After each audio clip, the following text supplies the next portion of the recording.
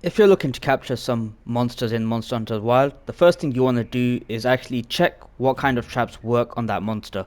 Go to your monster field guide, large monster field guide there, and if you press R1 and again, you can see the effective items down there, which traps work on them. There are two types of traps for trapping, shock trap and pitfall trap. So Chatacabra here, both of them work on him, and that's with majority of the monsters. There are a few exceptions like Radar for example. Shock traps do not work on this guy, but pitfall traps do. And not all monsters can be captured. Like this guy here, Jindad, he's just a bit too OP. He can be shock trapped, but he can't actually be trapped. And Zoshia as well, this guy, nothing works on this guy, bro. Another important thing to know is, when you go to the quest counter, and you actually see, let's say, assignments for example, okay? If they say hunt, that means you can capture them or you can slay them.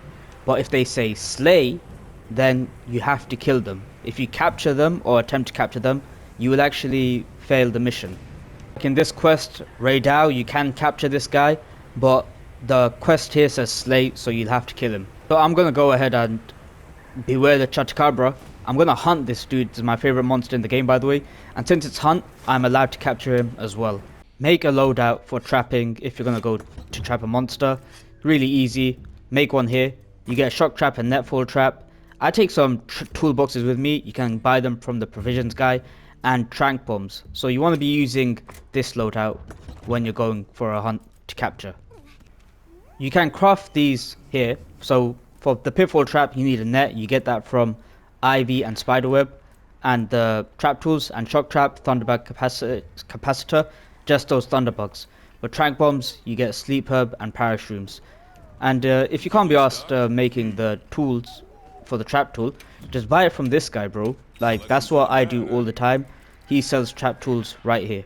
Also, go ahead and customize a radial menu, okay? It'll be much easier. So I've got them here. I've got shock trap here, and I got the pitfall trap there. And I like to keep my trank bombs down here, just so I can quickly do them, Now, in order to capture a monster, you have to make the monster weak enough, okay? There's a few ways where you can see how it's weak. One, it'll start limping. I don't actually like using that method though. I use the one where, you see a skull icon at the bottom.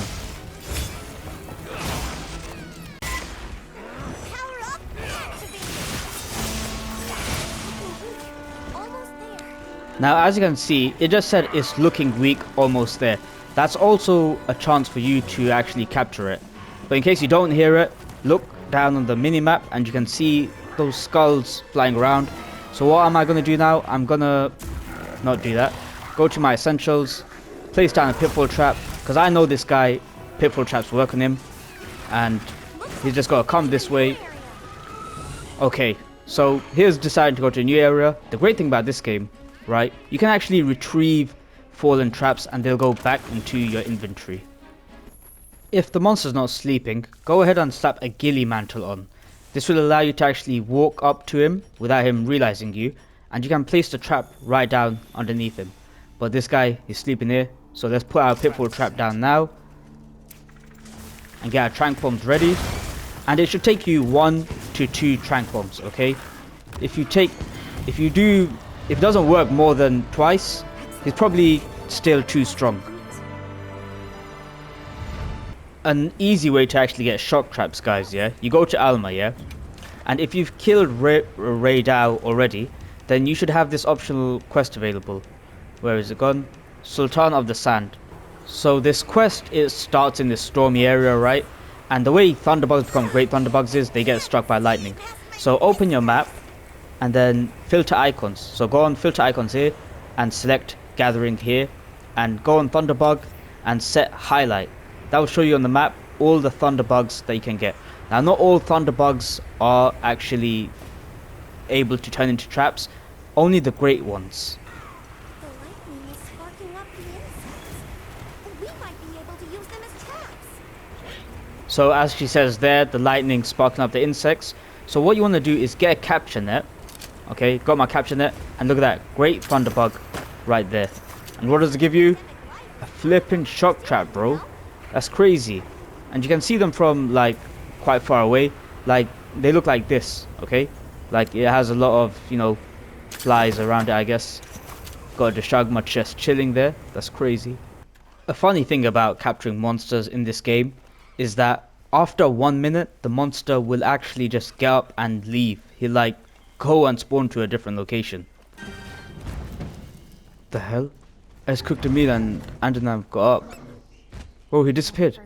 So the question is it better to capture monsters or hunt monsters? Well, the short answer is, it's better to actually capture them. And the reason being is, you save more time, which means you can go ahead and start another quest and capture them again, because you will get the same like target rewards. But with carving a monster after you've killed it, you have like a 2 or 5% higher chance of getting like a good item. But the thing is, it takes longer to do the fight, and honestly, it's better if you just save the time. But if you can, try cut the tail off first, just to get extra rewards. And while you're fighting the monster, it's best to break off as many parts as you can before you capture it to get optimal rewards. And you do get like wyvern gems from capturing. I'll show you a clip.